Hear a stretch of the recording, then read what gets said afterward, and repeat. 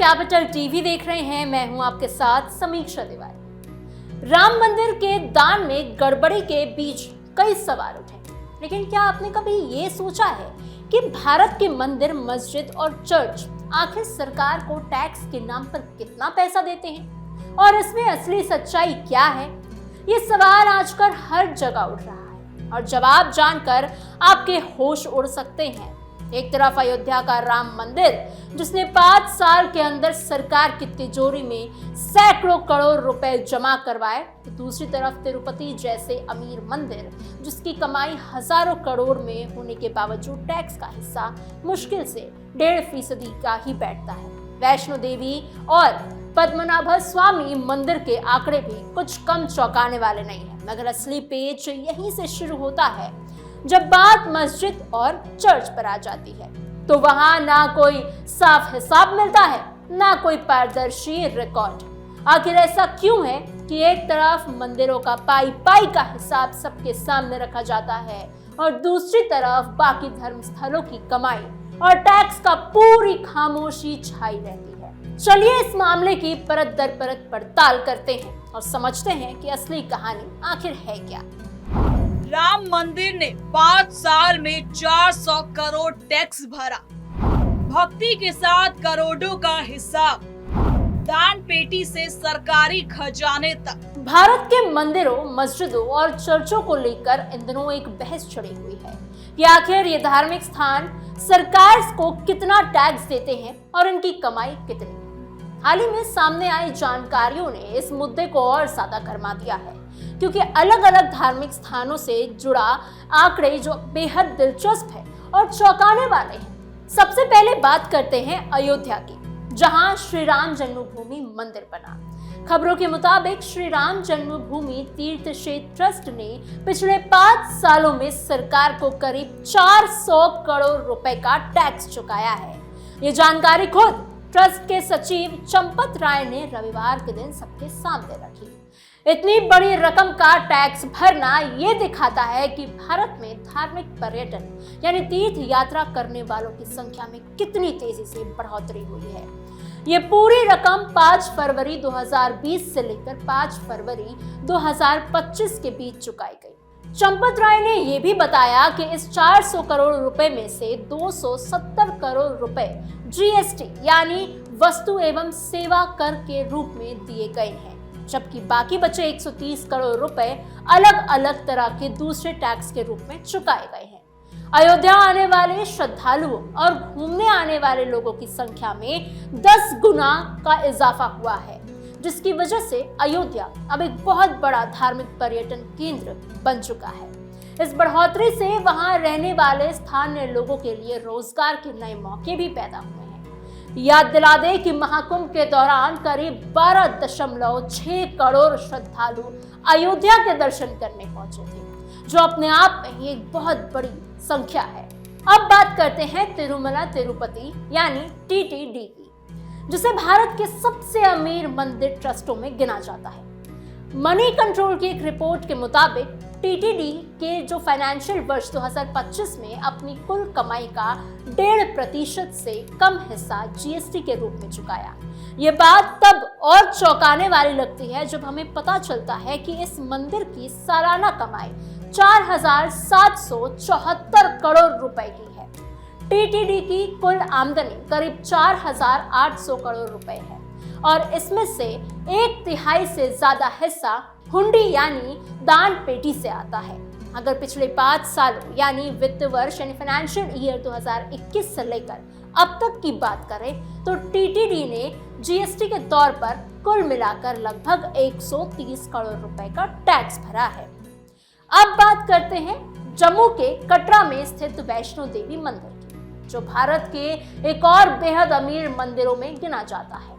Vaishno Devi shrine board ने financial year 2024 में कुल 683 करोड़ रुपए की कमाई की थी। इस कमाई में से 255 करोड़ रुपए चढ़ावे से आए थे और चढ़ावे की रकम पर कोई टैक्स नहीं लगता, यानी ये टैक्स फ्री होता है। इसके अलावा 133 करोड़ 3 लाख रुपए बैंक में जमा पैसे पर मिलने वाले ब्याज से प्राप्त किए। अब बारी आती है तिरुवनंतपुरम के मशहूर श्री पद्मनाभम स्वामी मंदिर की, जिसे भारत के सबसे धनी तीर्थ स्थलों में गिना जाता है। नवंबर 2024 में यह मंदिर एक अजीब वजह से चर्चा में आ गया था।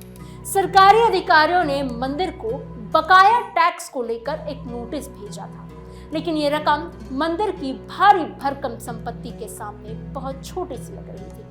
मीडिया से आई खबरों के मुताबिक 7 सालों में मंदिर पर बकाया टैक्स की रकम सिर्फ 1.57 करोड़ रुपए ही थी, जो मंदिर की दौलत को देखते हुए बहुत मामूली रकम मानी जाती है।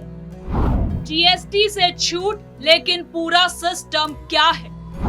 दान, धर्म और डेटा क्या सब पारदर्शी है? आस्था की अर्थव्यवस्था कितनी बढ़ी? अब सवाल ये उठता है कि आखिर इन मंदिरों की असली कमाई कितनी है। सच ये है कि मंदिरों के पूरे वित्तीय हिसाब यानी फाइनेंशियल हिसाब किताब आम जनता के लिए खुले तौर पर उपलब्ध नहीं होते हैं। फिर भी मनी कंट्रोल की एक रिपोर्ट से ये पता चलता है कि भारत के 2 सबसे बड़े मंदिर ट्रस्टों यानी तिरुपति और वैष्णो देवी की संपत्ति पिछले 7 सालों में 2 गुनी हो चुकी है। सरकारी आंकड़ों के मुताबिक तिरुपति ट्रस्ट का बजट फाइनेंशियल ईयर 2017 में 2,678 करोड़ रुपए था, जो बढ़कर फाइनेंशियल ईयर 2025 में 5,145 करोड़ रुपए पहुंच गया।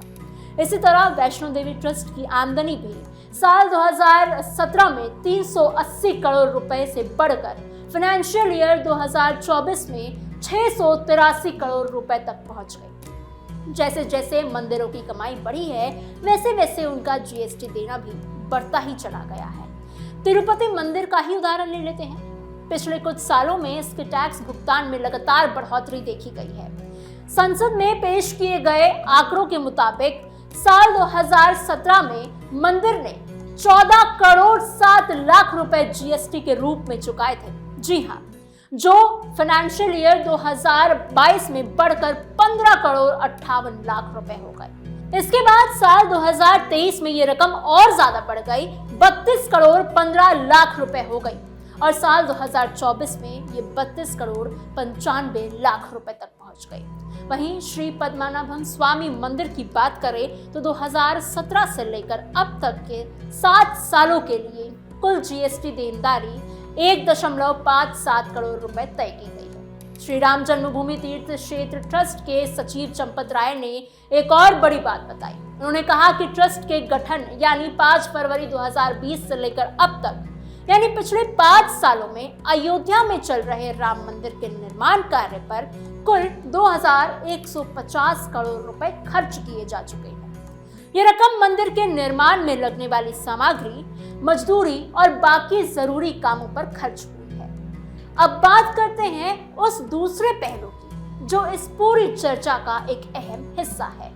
जब बात मस्जिदों की आती है तो सच क्या है कि भारत में ऐसी कोई खास मस्जिद नहीं है जो सबसे ज्यादा जीएसटी भरती हो। जी हाँ, इसकी वजह यह है कि अलग अलग मस्जिदें अपना खुद का एक अलग जीएसटी रिटर्न्स नहीं भरती और भारतीय टैक्स कानून के मुताबिक धार्मिक सेवाओं को आमतौर पर जीएसटी से छूट दी गई है। यानी मस्जिदों पर टैक्स को लेकर कोई अलग या फिर खास डेटा मौजूद ही नहीं है, क्योंकि उन्हें कानूनी तौर पर इस टैक्स से बाहर रखा गया है। इसके साथ ही ये भी कहा जाता है कि मस्जिदों की ज्यादातर कमाई वक्फ बोर्ड के पास चली जाती है और कई बार तो मंदिरों से मिलने वाले टैक्स के पैसे का इस्तेमाल भी अल्पसंख्यक यानी माइनॉरिटी समुदाय के कल्याण वेलफेयर के कामों में भी किया जाता है। अब बात करते हैं चर्चों की।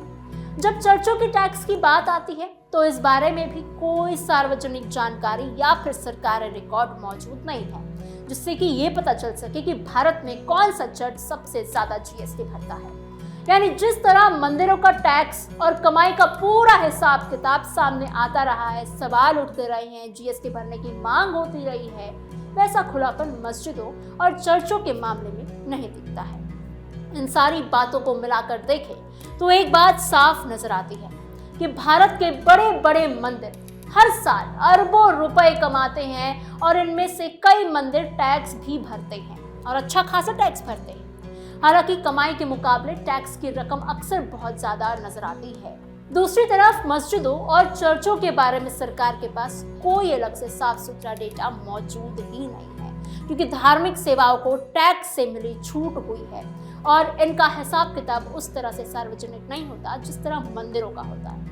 ये पूरा मामला आगे भी चर्चा का विषय बना रहेगा, क्योंकि लोग ये जानना चाहते हैं कि आखिर धार्मिक स्थानों की इतनी बड़ी कमाई पर टैक्स को लेकर पूरी पारदर्शिता क्यों नहीं बरती जाती है। यही वजह है कि समय समय पर यह मुद्दा संसद से लेकर सोशल मीडिया तक उठता रहता है और आने वाले समय में इस पर बहस जारी रहने की उम्मीद भी की जा रही है। फिलहाल इस खबर में इतना ही। आपकी इस पूरी खबर पर क्या राय है, हमें कमेंट बॉक्स में जरूर बताइएगा। ऐसी और खबरों के लिए बने रहिए कैपिटल टीवी के साथ।